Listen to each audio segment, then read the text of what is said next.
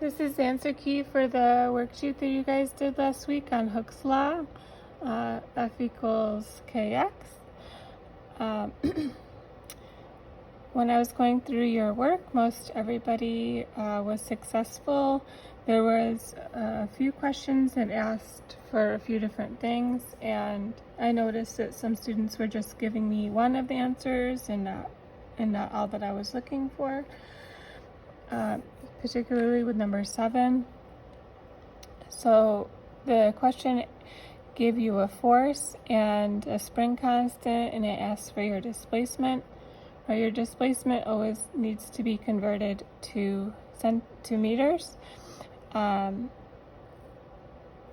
using Hooke's law, we can figure out our displacement in meters. And then when we take a look at what kind of energy we have for a rubber band that is stretched, it's going to be potential energy, which is given to us with this equation here, which is on your equation sheet for semester 1. I noticed some students wrote this equation out and then didn't end up squaring the displacement. So I appreciate that you're writing it out, but make sure, like, the reason we're writing it out is so we can keep track of the equation and where our variables go in the equation. So for 0.4 joules of energy, the stretched rubber band has, and it's an example of conservation of energy. So as the rubber band becomes less stretched, that energy is being converted into kinetic energy, so we can set our kinetic energy equal to our spring potential energy that we started with.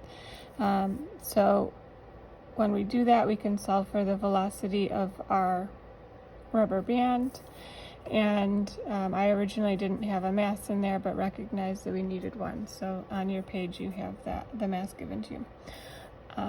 Also, for the relationships, I just want to make sure we're comfortable with the force and displacement being directly proportional. This is part of the definition for Hooke's law. And the reason that there's a negative in this equation is because our force and our displacement are acting in opposite directions.